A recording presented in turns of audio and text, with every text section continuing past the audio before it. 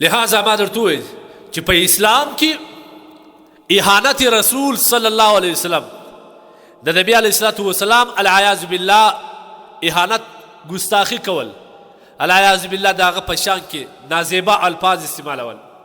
دا په اسلام کې ډېر سخت سنګین جرم دی دا ډېر خطرناک جرم دی دا ناقابل معافي جرم دی د دې سزا بغیر د قتل بل هیڅ نشته دا خبره یاد وساتئ د رسول الله صلی الله علیه وسلم عظمت د رسول الله صلی الله علیه وسلم توقیر عزت دا د هر مسلمان د ایمان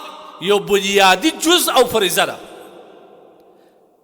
در هر چا زیات مینه محبت به د رسول الله صلی الله علیه وسلم سره د هر چا زیات غیرت به پر رسول الله صلی الله علیه وسلم کوي د هغه پر ناموس به کوي په قرآن به کوي بیا ته کامل مؤمن جوړېدی موږ خو اوس په ډېر نازک حالاتو کې الله دې پر موږ رحم وکړي اغیار خو موږ ورځ په ورځ ازمایي چې ونه مسلمان هغه غیرتمن مسلمان پاتې دی که نه ځکه زموږ په شاعر کې خامخا ګوته وي کله قرآن راته وسوځي کله نو د نبي توهین وکړي کله څه وکړي کله کارټون د نبي جوړ کړي العیاذ بالله دا زموږ ولولې زموږ جذبې ازمایي چې آیا مسلمان په خپل ژوندون کې د دې د سالار سردار کونین صلی الله علیه وسلم په شان کې ګستاخي دی برداشتولی شي که نه کله زموږ شاعر ته لاس واچي کله زموږ مقدس اشخاص ته لاس واچي کله د اشخاص په باره کې بېادبي وکړي بې احترامي وکړي یا توهین وکړي استهزاءانه الفاظ استعمال کړي د دې مقصد یوازې او یوازې یو دا دی چې مسلمان ته تکلیف رسول دی مسلمان ته تکلیف رسول دی مسلمان په دې باندې ازمایل دی چې پتا کې څومره غیرت لا پاتې دی پتا کې څومره وجدان پاتې دی او دویم دا چې دی د مسلمانانو د ایمانو جج اخلي چې آیا په مسلمان کې اوس هم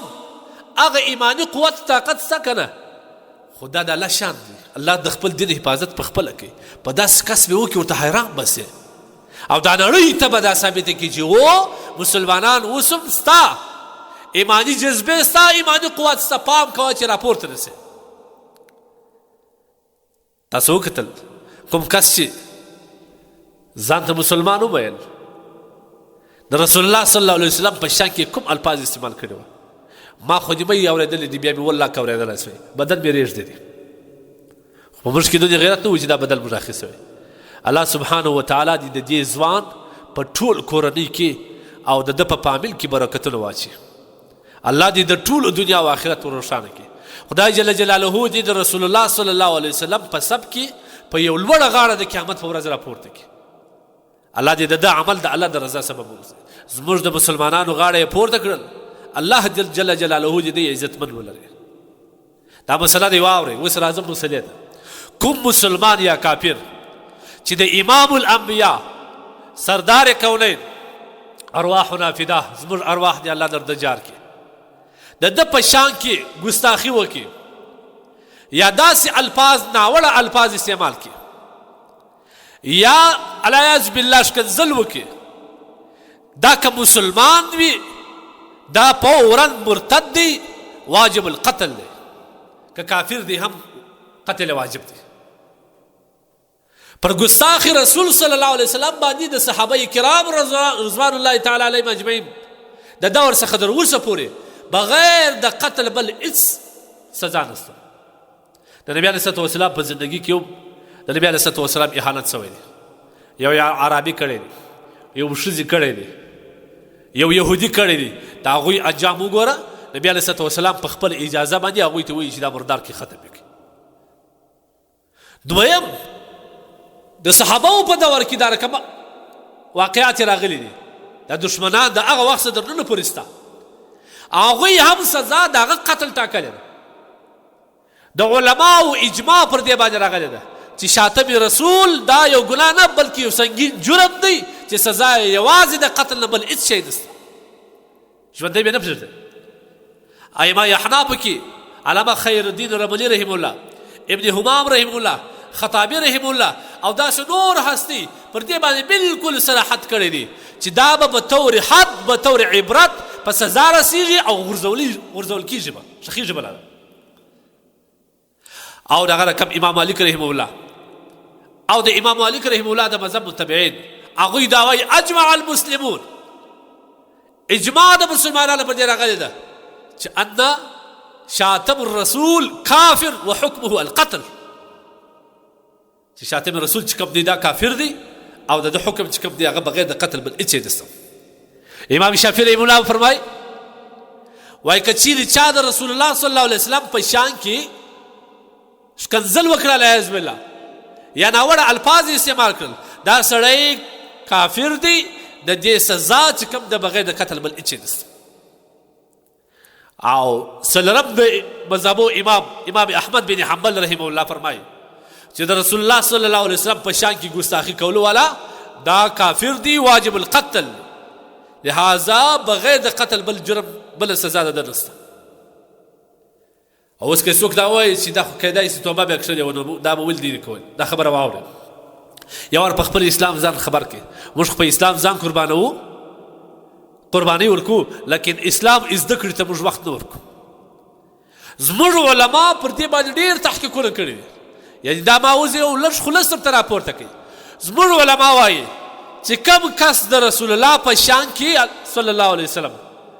العیاذ بالله ګستاخي وکړي یا نازیبا الفاظ استعمال کړي یا شکنځل وکړي دا په څو وجوهاتو باندې به دا ختمیږي قتل کیږي بغیر د قتل بل سزا نشته اول وجه دا په مځکه کې فساد خپروي او د فساد خپروونکي کس د دې سزا قتل د بل هیڅ نشته دا په مسلمانانو ولولې راپورته کوي دا د مسلمانانو زړونه زیری دا خلک یو تر بل په یو غټ مشکل کې سره اچي د دې سړي بغیر د قتل بل هیڅ نشته بل سزا نشته دویم دا چې د په دغه عمل باندې که چیرې موږ په توبه باندې دی معاف کو سبا لس کسان راپورته کېږي د رسول الله په شان کې ګستاخي کوي هغه ګرده به بیا وایي چې موږ توبه کارو بیا نه کړو دا سلسله به بیا شروع وي لہذا بطور عبرت د نورو لپاره به د دې سزا یوازې او یوازې بغیر د قتل بل شي او دریم دا چې د دغه کس ګستاخي چې کوم جرم دی هغوی یوازې دا نه چې نبي علیه السلام په شان کې ګستاخي وکړه دا ګستاخي هم حقوق الله دی او حقوق العباد دی حقوق الله خو به الله معاف کړي حقوق العباد بغیر د کوم نبي ګستاخي چې کړی د بغیر د هغه بل څوک نشي معافولی چې نشي معافولی ختم کړه لہذا کوم کس چې د رسول الله په شان کې نازیبا الفاظ استعمالوي علیاذ بالله یا شکنځل کوي یا اهانت او توهین کوي د ټولو مسلمانانو دا فریضه ده که د وخت حکمران مسلمان و هغوی ته دې په لاس ورکړي هغوی دې په عام محضر کې په عام میدان کې د ټولو مسلمانانو د تسلي دپاره د هغوی د زړونو د یخېدو لپاره او د نورو فساقو فجارو د عبرت دپاره به دا په قتل او په پانسي باندې رسېږي او که چېرې مسلمان حکمران نه و یا و اقدام یې نه کوي بیا به د وخت هغه غیرتمند هغه فدایان ناموس رسالت هغه نوجوانان مؤمنان هغه بهادوره هغه به راپورته کېږي بیا به د ارکم مرداروي د ارکم ختموي لکه وړ مراد چې تاسو په خپل په سترګو ولید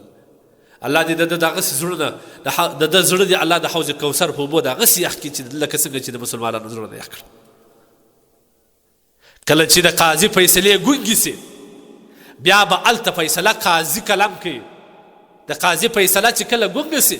د قاضي کلم چې کله ګونګ سي بیا به هلته فیصله د غازي توره کوي د غازي ګولۍ او مرمۍ به کوي بیا به مجبوران پر دا کار لہذا دا مؤمنان مسلمانان باید دا عقیده زده کړي موږ د هر چا زیات باید په خپل محبوب خوا بده کړو